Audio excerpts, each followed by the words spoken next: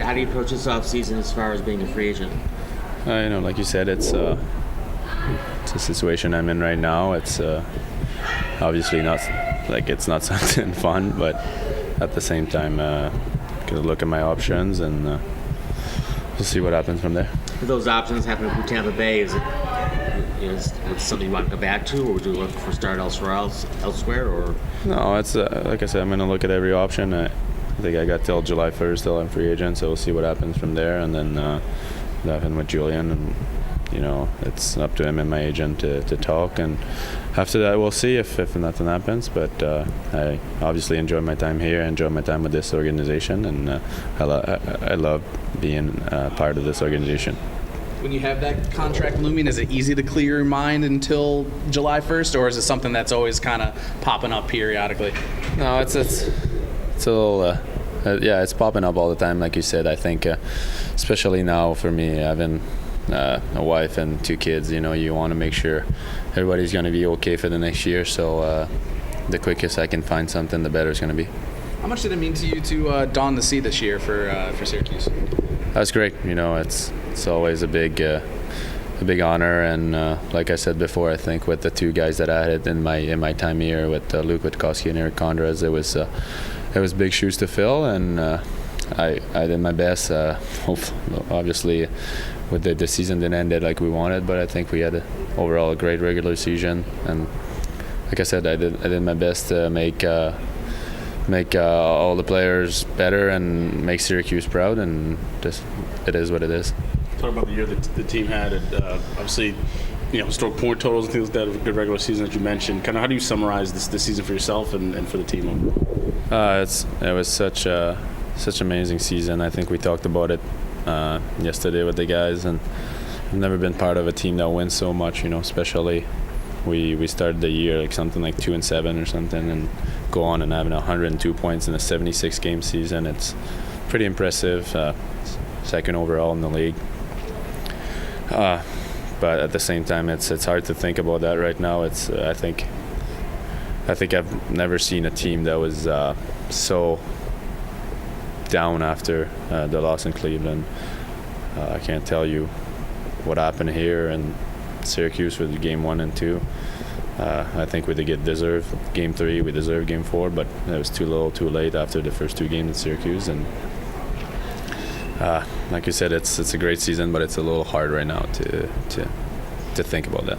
Does the suddenness of the way the season ends and kind of the way that the series itself went, does that get easier kind of over time, or is it just something that kind of sits with you right now and you just kind of have to think about it and sort of do it? No, it doesn't. Like I said many times, it was a great team, and we had big expectation, and I don't know if that's what cost us in the first round, but myself, I thought we were making a run for the cup for sure, and losing like this in the first round, it's not something I even thought of, and not even for 1 second in my head that we were going to lose in the first round. So it's really hard. It's a really hard pill to swallow, and I think a lot of guys are going to tell you today. We talked a lot this year about how tight this team was as a team on and off the ice. How much more difficult does that make the way this year ended up? Yeah, it is. It is really hard. When you're with such a great group of guys. I think the way guys like myself, 28-year-old guys, are just best friends with guys that are 21 years old. It's actually unbelievable, incredible, and we are such in different situations, different time in our lives, but hockey just brings us together, and we had such a great group of guys. Like you said, I think not many call up this year, so we spend the whole year together, everyone, and that's the only way I can see that we're going to get over this loss in the first round, is that it was such a great year. It was such a great group of guys. We had so many great times. Yeah, I know it's hard to digest what happened in the playoffs. What are you most proud of as this group went through the course of this year? I think how everybody grew together. How many young guys that we almost felt didn't know how to play hockey at first, and now they were a huge part of our team, so important for us. you can go down the lineup and see so much improvement from everyone. You know, I'm not going to name anyone because I'll name the whole team. So, like I mentioned before, going down at, I don't know, was it 2-7 to start the year? 2-5. And after that, going for the rest of the year with 40-something wins, 20 wins on the road, 27 wins at home. You know, it's amazing how we grew together as a group, and it's also amazing how good of a group we were. And, you know, we were a really tight group, and that's what hurts the most right now, I think. You're not sure you'll be back, and obviously that's still a question asked, but how good can this team be next year with all the young guys coming back and kind of what this team did this year? You know, this is going to be a new year, but all these young guys are going to have a year behind them, and I'm expecting them to just be better. So I think it always depends what's Tampa Bay going to do. You know, are these young guys are going to get a shot, or are they going to get sent down in the minors? We don't know, but I think no matter what, they always find a way to put a great team on the ice here for Syracuse. So I'm expecting Syracuse to be really good again next year. I know we don't know exactly what the future holds, but you've been part of 3 years now with this group. What's it been like to play in this city and with these fans?